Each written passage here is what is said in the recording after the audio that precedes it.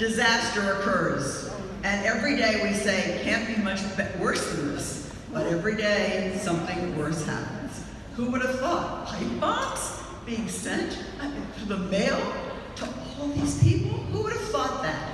But this is a guy who just doesn't know any better. And so we're going to teach him by voting. I have a special bill that I want to tell you about very quickly. It's a civics bill. And that civics bill is being put into place, and we're ready to go with it, to teach every high school student before they graduate that they need to know what they need to know about this country and how it's governed and how they're an important part of it. I think all of you must have learned it, am I right? He goes out of his way to praise autocrats and dictators.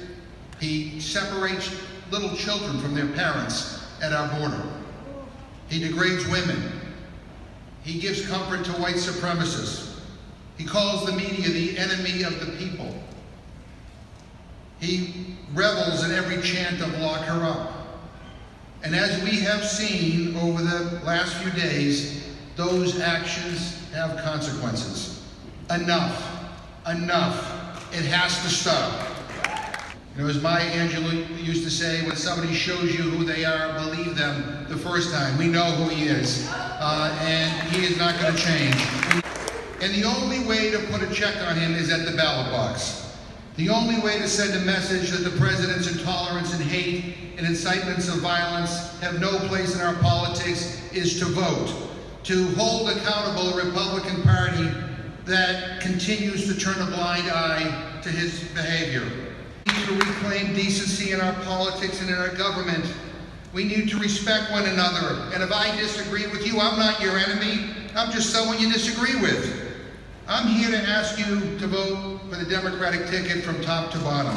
I am here to tell you that we have no better senator in the United States of America than Elizabeth Warren. And intolerance to divide our country and pit us against one another?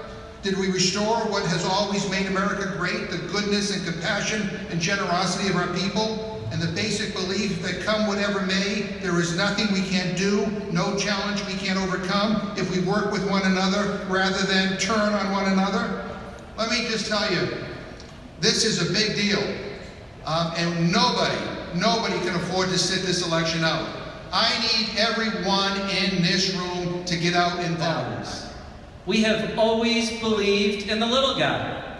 We've always fought for the little guy. We've always understood that the little guy is us. And we have always believed we can overcome any challenge if we put our mind to it and work for it.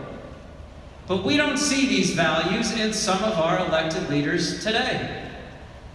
Many of us are angry and appalled at the direction of our nation. It has consumed us. We've poured our energy and activism into resisting. And because of that, we've paid less attention to our leadership here at home. And we have lowered our expectations. Now look, I get it. For many, it's just a relief to have a governor who seems nice and isn't a crazy right-wing extremist. With Donald Trump setting the bar so low, nice and not crazy seems pretty good. But it's not good enough. Not for us. Not for Massachusetts. Gentlemen, our United States Senator, Elizabeth Warren.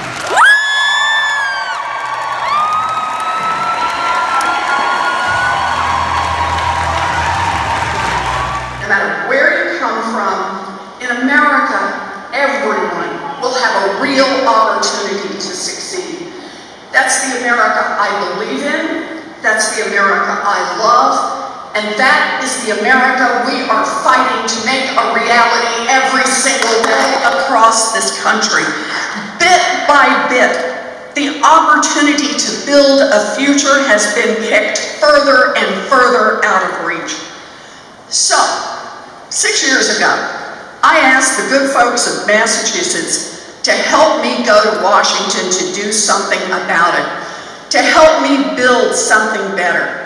I knew it wasn't going to be easy trying to turn around a government that works for the rich and the powerful and turn it into a government that works for the rest of us. But I didn't go to Washington to duck the tough fights. I went to Washington to win the tough fights.